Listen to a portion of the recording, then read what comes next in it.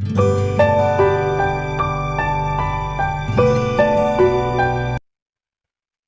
everyone, welcome back to your business study class. In our previous video, we had discussed about the scientific management and its principle. We know the meaning of scientific management. It means using the new techniques in the management, using the new outlook in the management.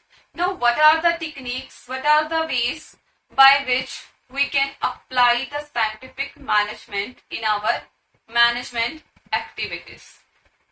Today, our topic is techniques of scientific management, ways of scientific management. First technique of applying scientific management is functional foremanship. Functional foremanship. It is based on the principle of specialization. This technique is based on the principle of specialization and makes full utilization of expertise of various experts. Taylor suggested the division of factory work into two departments, planning and production department.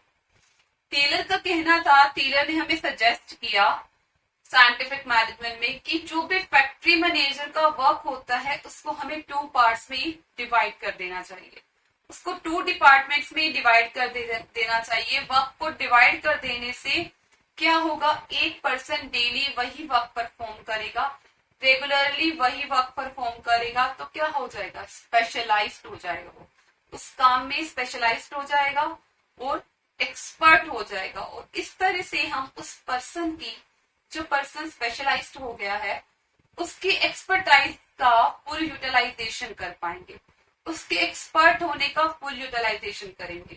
जब हम एक ही काम को बार बार करते हैं, same वही work करते हैं, तो हम उस काम में एक्सपर्ट हो जाते हैं और उस काम को करने की जो हमारी एफिशिएंसी होती है वो क्या हो जाती है, इंक्रीज हो जाती है. तो टेलर ने इसीलिए बोला कि फैक्ट्री मैनेजर के वर्क को डिवाइड कर देना है in two parts. One is the planning department and other is the production department. Taylor feels that workers should be free from the planning and should focus on the production only. Taylor's का क्या मानना था कि जो भी worker हैं उनको planning के वर्क से फ्री कर दो. We should have to free our worker from the planning work.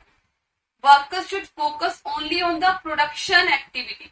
उनको जो प्लानिंग की सिरदर्दी थी उसे हटा दो, उसकी प्लानिंग के वर्क से उनको फ्री कर दो, ताकि वो सारा का सारा अपना ध्यान, सारी की सारी एफिशिएंसी कहाँ पे लगाएं, टोटल एफिशिएंसी प्रोडक्शन पे लगाएं.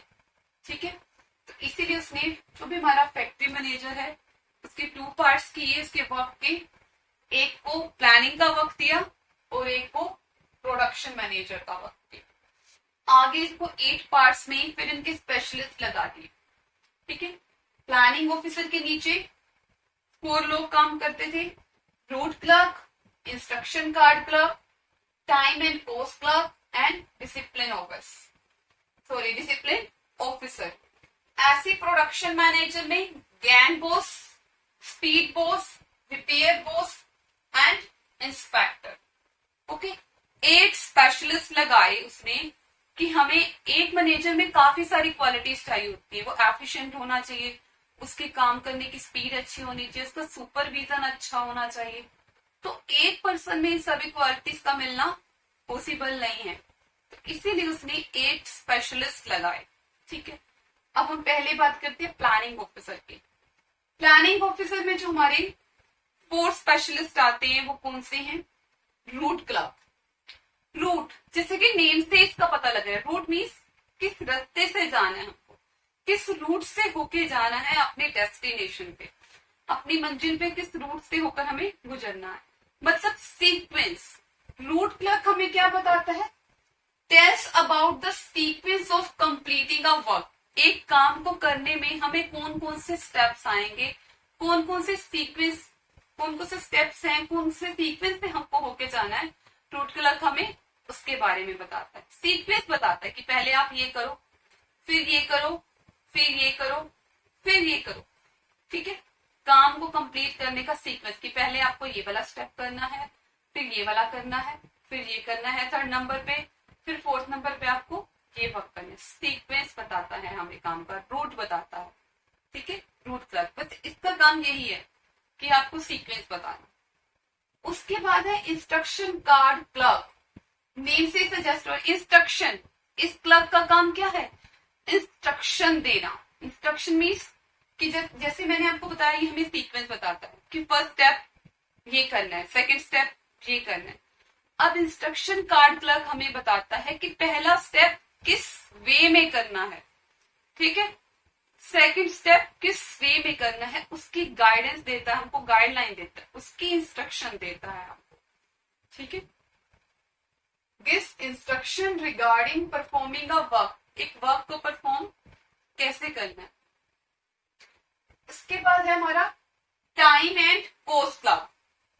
टाइम एंड कॉस्ट क्लर्क, ये क्लर्क क्या करता है, इसका सिर्फ एक काम है, क्या, ये डिसाइड करना कि कौन सा वर्क किस टाइम पे करना है और एक काम को करने के में कितना टाइम लगना चाहिए। एक स्टैंडर्ड टाइम देख देता है हमें कि एक काम करना है तो 20 मिनट्स लगने हैं, ठीक है, कि 30 मिनट्स लगने हैं। टाइम बताता है और कब करना है उस टाइम को ये बताता है। इसके साथ हमें और क्या बताता है वो, cost. At what cost product produce, किस कॉस्ट पे हमारा प्रोडक्ट प्रोड्यूस होना चाहिए, एक प्रोडक्ट की क्या कॉस्ट होनी चाहिए, कॉस्ट इंक्रीज नहीं होनी चाहिए, उसे कम आ जाए जो डिसाइड कीजिए, लेकिन उसे ज्यादा ना हो। तो ये हमें कॉस्ट के बारे में बताता है कि आपको प्रोडक्ट कितनी कॉस्ट में रह के बनाना है, कॉस्ट की लागत, प्रोडक्ट की लागत क्या है, ठीक है। इसके बाद आता है हमारा डिसिप्लिन ऑफिसर।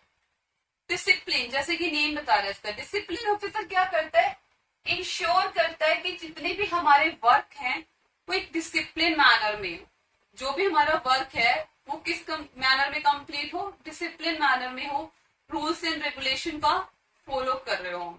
ये चेकिंग करता है कि रूल्स और रेगुलेशन फॉलो हो रहे हैं या नहीं, काम ढंग से कंप्लीट हो रहा है या नहीं, सब चीजों को डिसिप्लिन में रखता है, ठीक है। प्लानिंग, यहाँ पे जस्ट हमने प्लानिंग करी है कि टाइम कितना लगना चाहिए काम को करने के लिए, कॉस्ट कितनी आनी चाहिए, ठीक है, काम कैसे करना है इसकी इंस्ट्रक्शन बता रहा है, प्लानिंग कर रहा है, जस्ट इंस्ट्रक्शन दे रहा है कि एक काम को, एक स्टेप को कैसे करना है, दूसरे स्टेप को कैसे करना है, तीसरे स्टेप को कैसे करना है।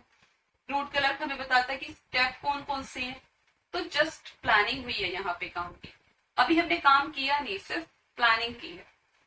उसके बाद हमें आए प्रोडक्शन मैनेजर पे, इसे ऑपरेशनल मैनेजर भी कह सकते हैं हम, क्योंकि ऑपरेट करेंगे, ऑपरेट मीन्स यहाँ पे हम काम करेंगे, ऑपरेशनल मैनेजर और प्रोडक्शन मैनेजर। इसके भी आगे 4 स्पेशलिस्ट हैं। फर्स्ट है गैंग बॉस। गैंग बॉस क्या करता है, ये गैंग बॉस जितने भी रिसोर्सेज चाहिए हमें प्रोडक्शन के लिए, जो भी रिसोर्सेज चाहिए, मशीनरी चाहिए, एम्प्लॉइज चाहिए, वर्कर्स चाहिए, उन सबको ये अरेंज करता है। Arrange tools and resources require for production, production के लिए जो भी हमें रिसोर्सेज की रिक्वायरमेंट है उसको अरेंज करता है, देखता है कि जो प्रोडक्ट हमने बनाना है उसके लिए हमारे को मशीनरी अवेलेबल है कि नहीं। ऐसा ना हो कि मशीनरी ना हो हमारी कंपनी में, हमारी फैक्ट्री में मशीनरी ना हो, ठीक है, एम्प्लॉइज ही ना हो, मशीनरी तो है लेकिन वर्कर्स नहीं है, तो फिर कैसे प्रोडक्शन होगा, नहीं होगा। तो गैंग बॉस क्या करता है, जो भी रिसोर्सेज चाहिए हमें, जो भी टूल्स चाहिए, उन सबको ये अरेंज करता है, ठीक है। स्पीड बॉस, स्पीड बॉस क्या करता है, नाम से पता लग रहा है स्पीड। अभी ऊपर मैंने बताया आपको टाइम एंड कॉस्ट क्लर्क क्या करता है, टाइम का डिसाइड कर देते, एक स्टैंडर्ड टाइम फिक्स कर देना है कि ये काम 20 मिनट में होना चाहिए, ठीक है, ये काम 30 मिनट में होना चाहिए। तो स्पीड बॉस यही देखता है कि जो काम, जो टाइम सेट किया गया था ऊपर काम के लिए, उतने स्पीड में वर्क हो रहा है कि नहीं, उस काम को उतने टाइम में कंप्लीट किया जा रहा है, ये नहीं किया जा रहा। स्पीड देखता है वर्क की, कितनी स्पीड से वर्क किया जा रहा है, ठीक है।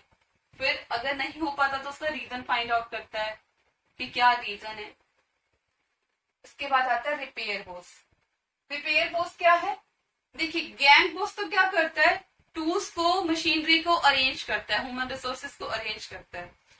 प्रिपेयर बॉस क्या करता है, क्या होता है कई बार हमारे पास मशीनरी तो है, टूल्स तो हैं, लेकिन वो मशीनरी खराब है, वर्किंग कंडीशन में नहीं है, ठीक है, हमारे टूल्स प्रॉपर वे में वर्क नहीं कर रहे।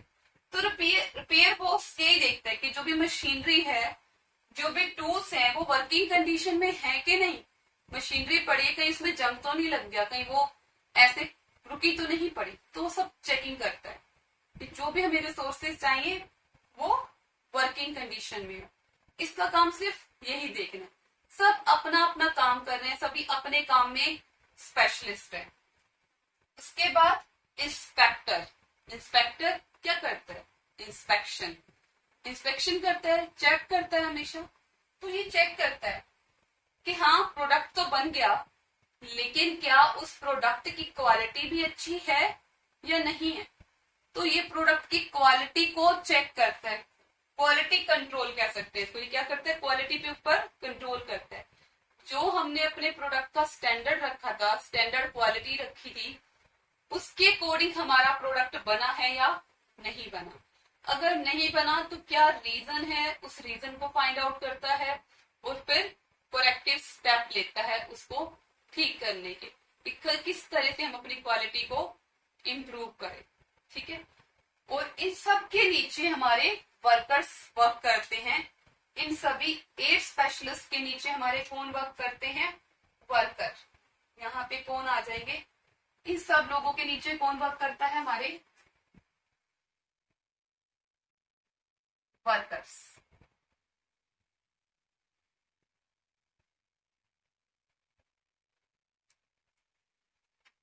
ओके, वर्कर्स इन सभी 8 स्पेशलिस्ट के ऑर्डर को मानता है, इसके ऑर्डर को उसे फॉलो करना पड़ता है, जिसके कारण से कि हम एक ड्रॉबैक कह सकते हैं कि यहाँ पे यूनिटी ऑफ कमांड फॉलो नहीं हो रहा, क्योंकि जो वर्कर्स हैं वो 8 लोगों से ऑर्डर ले रहे हैं, जबकि यूनिटी ऑफ कमांड क्या था कि सिर्फ सिंगल बॉस होना चाहिए।